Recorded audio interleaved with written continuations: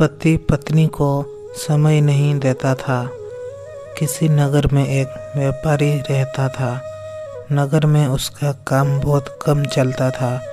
कई बार तो ऐसे स्थिति आ जाती कि दिन भर कोई सौदा नहीं बिकता। घर में उसे और पत्नी को भूखे रहने तक की नौबत आ जाती थी। समय गुजरता गया लेकिन उसकी स्थिति नहीं सुधरी।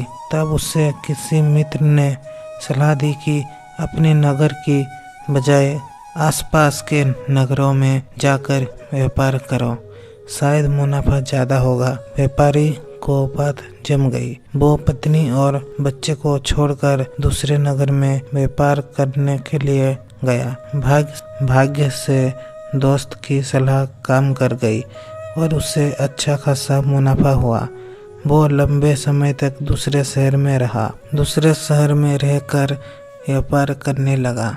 वहाँ उससे बहुत फायदा हुआ। उसने अपने नगर में आकर नया घर बना लिया। पत्नी और बच्चे के लेकर नया घर में रहने लगा। तब पत्नी ने कहा कि अब हमारे पास पर्याप्त धन है, हम अपना जीवन आसानी से गुजार सकते हैं। आपको अब दूसरे नगर में नहीं जाना चाहिए, हमारे साथ यही रहिए। बच्चों को भी अपना कुछ समय दीजिए।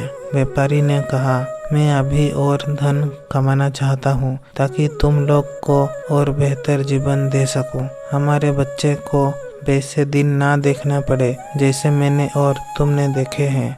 पत्नी ने कहा, लेकिन धन कमाने जो समय गुजर गया है वो फिर लौट कर नहीं आएगा। हम जीवन में साथ रहने के आनंद से वंचित रह गए हैं। व्यापारी ने जवाब दिया, बस कुछ साल और व्यापार कर लेने दो, हम इतना धन इकट्ठा कर लेंगे कि हमारे पीढ़ियों का जीवन आसानी से गुजर जाएगी। व्यापारी ने फिर चला गया।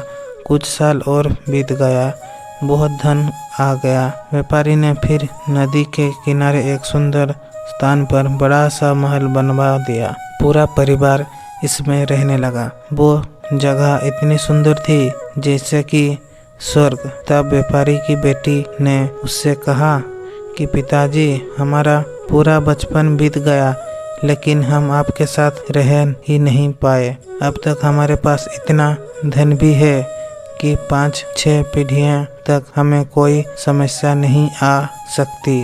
आप हमारे साथ रहे। व्यापारी ने कहा, हाँ बेटी, अब मैं भी थकने लगा हूँ और कुछ समय तुम लोगों के साथ बिताना चाहता हूँ।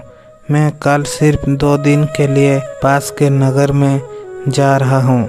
कुछ पुराना बकाया धन वसूलना है, उसके बाद मैं यही तुम लोगों के साथ रहूँगा।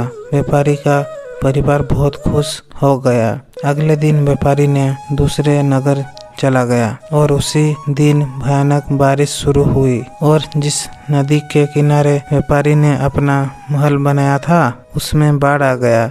महल सहित उसका पूरा परिवार बाढ़ में बह गया। व्यापारी ने जब लौटा तब तक सब उजड़ चुका था।